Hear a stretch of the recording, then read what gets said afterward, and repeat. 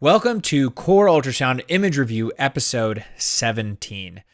Last week, we had episode 16, and we had Dr. Peter Weimersheimer, who works out at the University of Vermont, show us some really sweet cases. And this week is going to be part 2 of that amazing session. Peter, how are you doing, man? I'm doing great. It's nice to be back. And this is it's 17. It's a prime number, so there's a lot of good karma with that. So. I like it. Well, let's get to it. Show me what you got. Well, let's just do some stuff here. So let's go and some basic stuff. Ooh. Pretty common. Yeah. Pretty painful, right? Like a big old axillary abscess. I mean, it's like 2 centimeters deep, maybe 2.5 across. Well, and again, you can't get lulled in submission. You can see that there's a centimeter down here, then there's all the shadowing, but these things can be enormous. You can't use what you're seeing. And so I think all of us have experienced, these are frustrating. I think they're incredibly painful for people. And there was always debate on how do I do this more humanely? So for this case, we did this. Ooh. Yeah. Oh, I love this block. This is like one of my all-time favorite blocks. Can I orient us to where we're at? I'm assuming where we're at. Sure, go ahead. So I think that we are at the level of T4 through T6 in kind of like the lateral aspect. I think that's a rib, maybe T4 rib. We have the pleura underneath there, and then we have a needle coming in at the top that looks like it's going above the serratus muscle, if I had to guess. Right. So, this was with a resident who was really into hydrodissection. So this is the anterior latissimus dorsi, there's serratus, and taking the needle right between those two fascia planes and hydrodissecting and spreading those apart. And this was, for axillary, we actually were up around T3. We tried to go a little higher. Okay. I've been doing also, there's a block called a PEX2, which you can do as well. Probably works a little better, but we've been doing a lot of serratus anteriors for rib fractures, for chest injuries, and so everyone's getting pretty comfortable doing these. And so it's an alternative for axillary abscess is to go ahead and try and place this block versus doing a field block, which are just how many times have I tried to talk somebody through that this is going to be really fast and the numbing is going to show up, but they just hurt, right? And what was nice, this was a relatively big abscess and the patient was insensate. We can really dig around and just really drain everything out and it worked fantastic. So an alternative to doing a field block and I think you have an episode on this and on your podcast as well. Yeah, we talked with Rafa Blanco, who's the guy who coined it, probably even invented it. It's interesting. And I was curious what your thoughts were. He was actually suggesting that for an axillary abscess, a PEX2 block, which is a little more anterior, you kind of put the fluid in between the PEC major and the PEC minor. He was suggesting that would be a better block for an axillary block. What are your thoughts on that? So I've done both. I think now on my own, when I'm not working with residents, I'm doing a PEX2. I do think that's a little more effective. Although this was an axillary and it worked fine. So, I think as for regional anesthesia, especially for learners, doing the PEX2 is a little technically more challenging. You have to go, there's 2 injections. You're going between the PEC major, PEC minor, or then down by serratus. And it's not, once you get used to them, if they're not that difficult, but our residents and faculty have been becoming more comfortable with the serratus anterior. So it's a great way to start. Right. So any of those two is better. Absolutely. Better than multiple needle sticks in an inflamed abscess. Yeah, exactly. What can go wrong with that? So speaking of multiple needle sticks and other regional anesthesia, we've had a bunch of cases. This was a case that came in, and then there was this fellow that came in. Nice. So, and this happened, again, a resident who was on shift who just took the initiative and said, boy, this is going to be pretty tough to manage, in terms of how to reduce this and splint that. Yeah. So did a bunch of stuff and it was going to work through just kind of what happened here. So awesome. Number one, there's a vessel.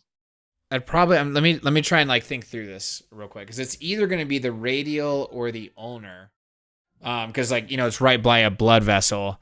I see the bone right there. Yep. I think I'm going to have to guess that this is like a distal ulnar block if I have to guess, although it could be a radial. Yeah. Oh, if I just like would read the instructions there. This is a big radial nerve. I usually can't see the radial nerve this like nicely in most of my patients. Yeah, this is pretty. I think the radial nerve is often pretty wimpy, or sometimes I don't. Sometimes I don't even see him distally. This is a little more proximal. He had gone a little farther up the forearm, and one thing. It's nice to just go right in this fascia plane and pop the anesthetic in the fascia plane. Yeah. But, basically went right next to that nerve and popped in around 5 cc's of anesthetics. That worked great. Beautiful. And then want to go into town with some more blocks. So over here's the ulnar block. The ulnar nerve, I see it. I see it written. Yeah, it's written and it's nice and big. And technically, this is right by the ulnar artery. And I'll talk about a little bit, some pearls about maybe not doing it right there.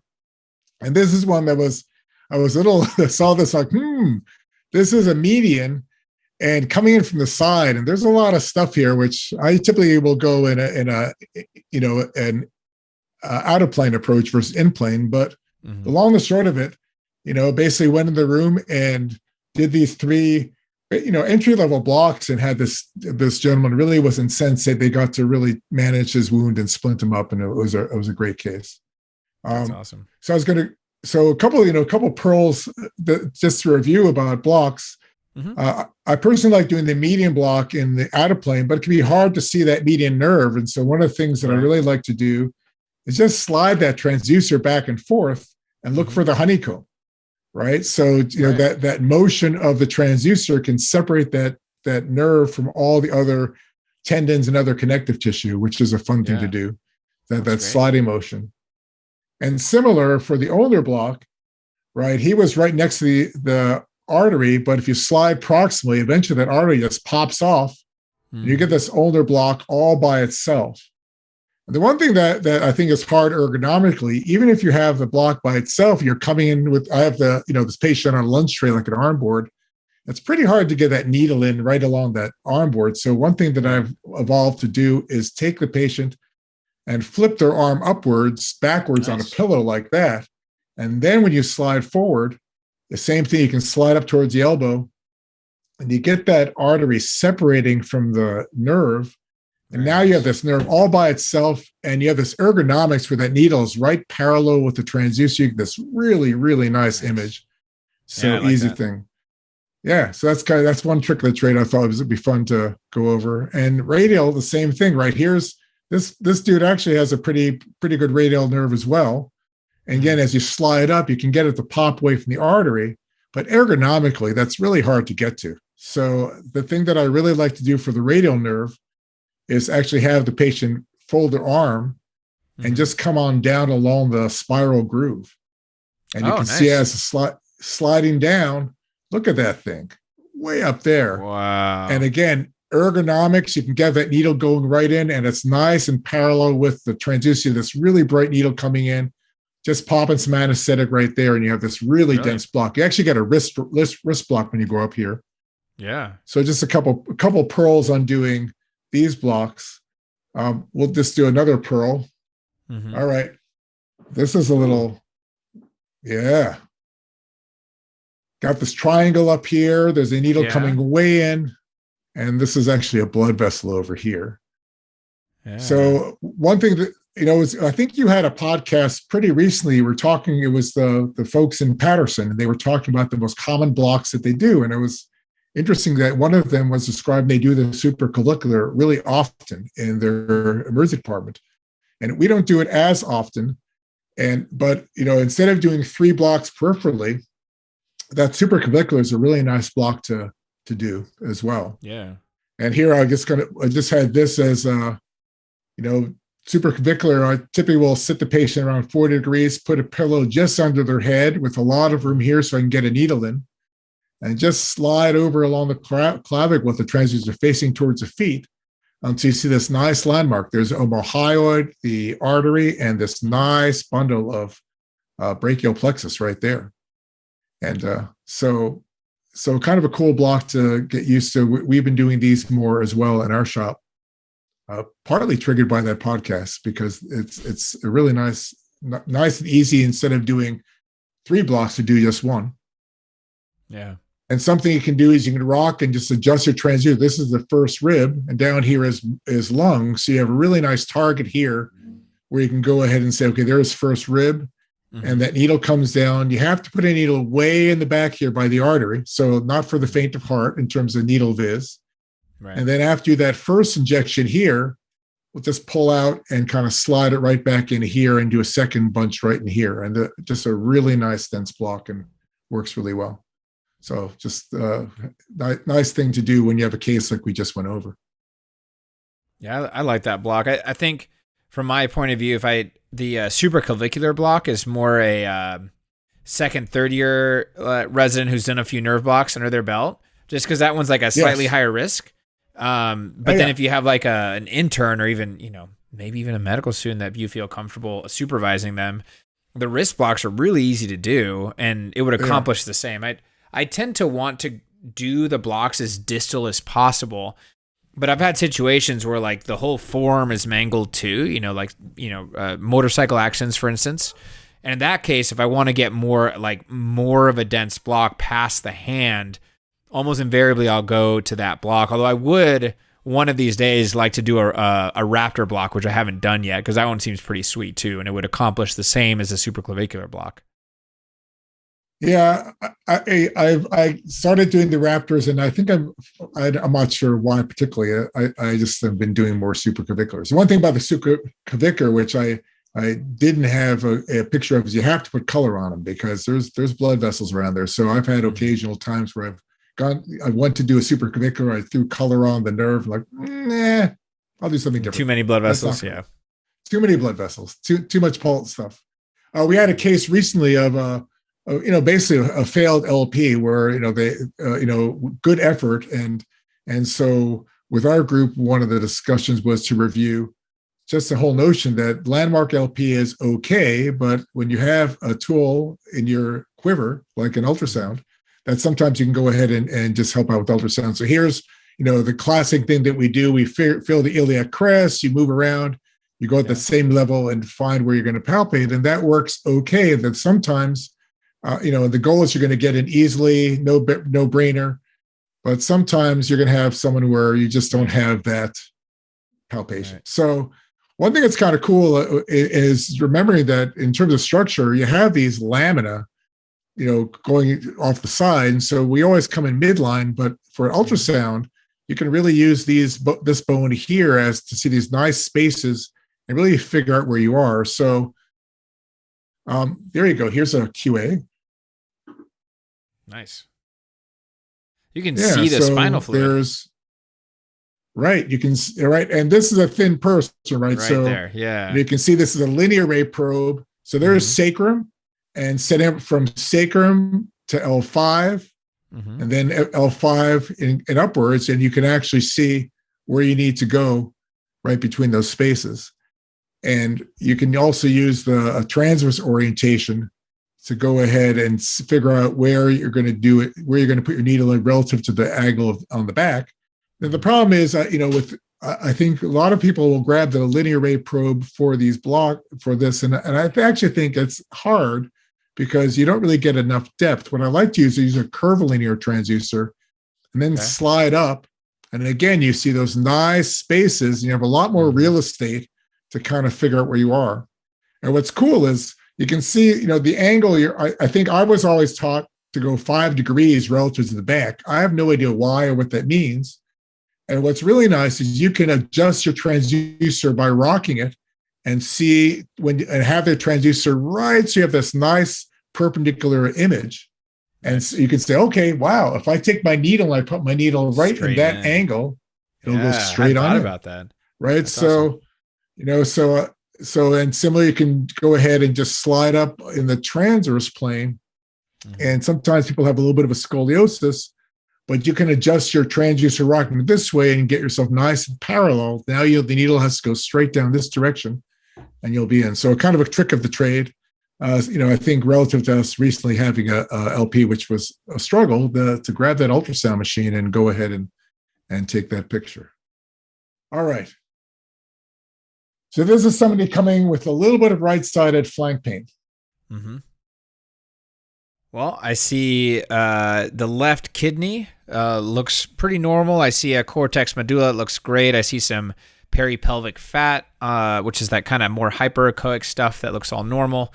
And then if I go to the top left image, which is the right kidney, I see similar cortex medulla, but instead of it just being just straight fat in the pelvis, I'm seeing a dilation of that renal pelvis. So this looks like hydronephrosis.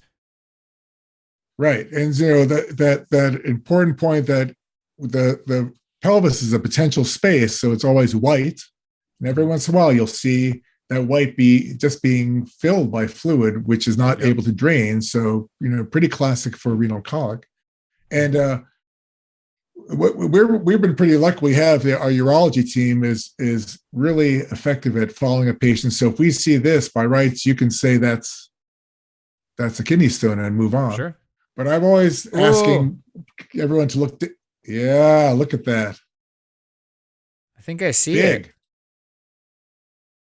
I see some calcifications in that prostate too. I feel like that prostate needs to be looked at, but yeah, I see that kidney stone. Well, yeah. Yeah, and this is a big. Look at the size of that thing. This is it's huge. It's huge, and so one of the teaching points that we've been talking about, and here let me go back. I had this for you. Oh, I love that little twinkling artifact. And a little ureteral jet coming out of there. So this is like everything's in here. Lots of color. Yeah. And a great teaching point that, number one, I think, in terms of dispositioning a patient, because you see a little bit of hydronephrosis, I think there's a lot of providers, at least certainly where I work, who don't have that comfort level saying, okay, I'm going to stop and, versus getting a CT scan. So two really nice educational points for me was, number one, is this was a monster stone. This stone was 1 centimeter and it still passed, right? This is going to spit through any time. And the second is that just, it's really easy to go look by the bladder and look if you see something that confirms your suspicion. Yeah.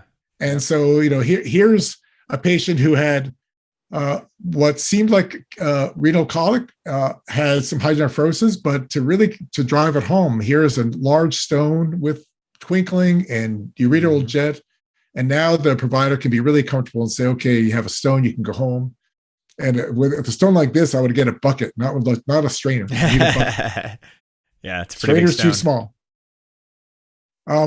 This is another cool case relative to this, and again, it drive home a point. So this is a younger person who had really a young woman who had some flank pain. And so one of the images was, let's look at the kidneys. And what do you think about these images here? Well, I don't know. It's hard for me to tell just because of the frame rate, but it looks like, I'm not seeing like hugely significant hydro, although I do see little calcifications within the kidneys. So unless she's got stones, but I don't know if I can, well, now that you froze it for that right kidney, that it looks like the pelvis might be a little dilated there. Yeah, a little bit. But, again, this is always a controversy, right? Is this a grade 1 versus 0? I'm not sure what to do with that, right? What do you do with a little asymmetry? So for myself, I wouldn't hang my hat on this being renal colic just because I don't know. This is definitely a more clear image. This one here is a little fuzzier. So maybe this is just it's the same. I can see now as I adjust, maybe that's the same, right? So yeah. So in this case,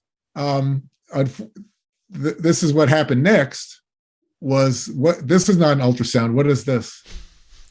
That looks like a computed tomography scan. Yes, and clearly those kidneys look very similar. And unfortunately, that there is a reason for the pain, and there is this large cystic-like structure here. Sure. And again, the teaching point again. If instead of just looking at those two kidneys and say, boy, that's not enough for me to make a diagnosis, I'm going to get a better test, go down to that bladder and go down to the pelvis and take a look, because sometimes you'll see the correct diagnosis. And in this case, the correct diagnosis would have been, there's a large cyst. And certainly could have warranted advanced imaging, whether that be a dedicated ultrasound for torsion or not. But that point of whenever you're looking at the kidneys, remember that there's a collecting system. So you go look at those kidneys and compare sides. And if you have an obvious one that's larger than the other one, and you have a pre-test probability of stone, that's fantastic. But also patients love, like I've had these patients who are writhing around that I show them with a UVJ stone. They're like, yes, like they forget they're in pain. They love seeing like those rocks. So yeah. So just the teaching point of just do that one. I think we talked last time about DVTs, making sure you do the whole vein. For kidneys, do those bilateral renal views, but just go down and check out the bladder, or in this case, it was the pelvis, where you get your diagnosis because you took that look, and as opposed to guessing a little longer and getting a different test. And brilliant. I think that's what we got for this week. So there, I put this in for you. Arrows in your toolbox. Arrows. Like I always say. Tools in your quiver. Peter, that was great. Some like phenomenal cases. I think we're going to have to make this a regular thing, man. Because there's some really good teaching pearls there. And I like talking to you also. Yeah. If this is the way, as you're a little far away, if this is how we hang out, that's cool. Right on. Yeah, it's great. Thank you. It's a pleasure hanging out with you. And I'm going to go and change into one of my other of the same clothes. And all right, Peter. Take care. This concludes the second episode in our two-part series for Core Ultrasound Image Review, episodes 16 and 17. Now, hopefully you got a lot of information out of those episodes. They were jam-packed with high-yield teaching points, so don't feel bad if you need to go back and give it a second listen. Be sure to follow us at coreultrasound.com for more image review series, educational podcasts, and 5-minute tutorials. As always, we encourage you to reach out to us at 5minutesano@gmail.com or catch us on Twitter at @coreultrasound.